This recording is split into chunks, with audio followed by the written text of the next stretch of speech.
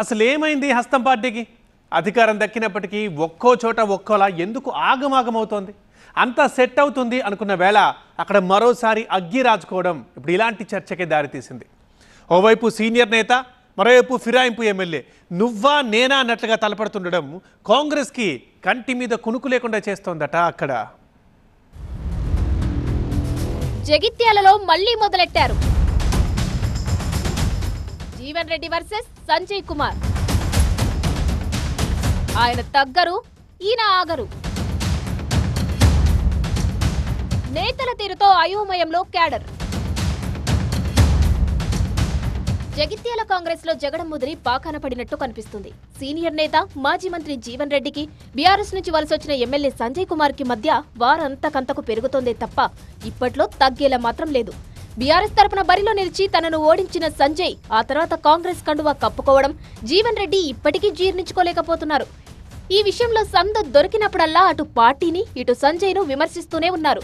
సంజయ్ సైతం అదే స్థాయిలో కౌంటర్ ఇస్తుండటంతో స్థానిక కాంగ్రెస్ రాజకీయం కాకరేపుతోంది. అటు అధిష్టానం పెద్దలేమో చూసి చూడనట్టుగా లైట్ తీసుకుంటున్నారు. సుదీర్ఘ అనుభవం ఉన్న నాయకుడిగా జీవన్ రెడ్డికి కాంగ్రెస్ లోనే కాదు, రాష్ట్ర రాజకీయాల్లోనూ పేరుంది. అయితే చాన్నాళ్లుగా ఆయన ప్రత్యక్ష ఎన్నికల్లో విజయానికి దూరమయ్యారు. అసెంబ్లీ, పార్లమెంట్ ఎన్నికల్లో వరుస ఓటములు ఆయనను నిరాశలు ముంచేశాయి. అయితే తనపై మరోసారి గెలిచిన బీఆర్ఎస్ ఎమ్మెల్యే సంజయ్ కుమార్ కాంగ్రెస్ తో కలిసి పనిచేస్తానంటూ ప్రకటించడం జీవన్ రెడ్డికి ఇప్పటికీ మింగుడు పడట్లేదు. ఫ్లెక్సీల ఏర్పాటు నుంచి నియోజకవర్గంలో పెత్తనం వరకు ఇద్దరూ కసుబుసులాడుకుంటున్నారు. పరస్పర ఆరోపణలతో జగిత్యాలలో సమ్మర్ టెంపరేచర్ ను మరింత పెంచేస్తున్నారు.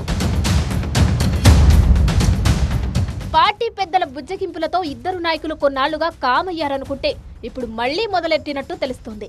అగ్గి చల్లారిందనుకున్న సమయంలో రావణ కష్టం రగులుకున్నట్టు కనిపిస్తుంది.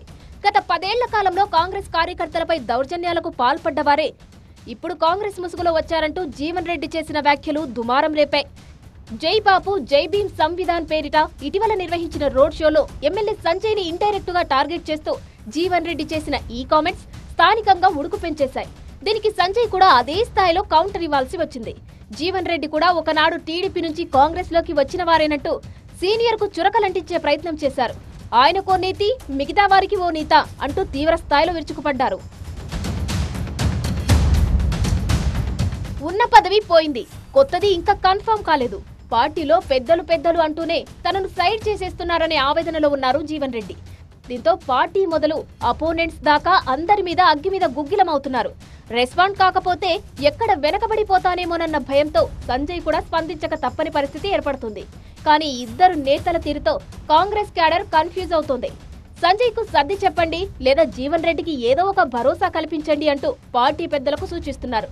లేదంటే మాత్రం ఈ ఇద్దరి జగడాల వల్ల జగిత్యాలలో పార్టీకి ఇబ్బందులు తప్పవని లోకల్ కాంగ్రెస్ నేతలు హెచ్చరిస్తున్నారు. మరి హైకమాండ్ ఇప్పటికైనా హై స్పీడ్ తో స్పందిస్తుందా లేదా అన్నది చూడాలి.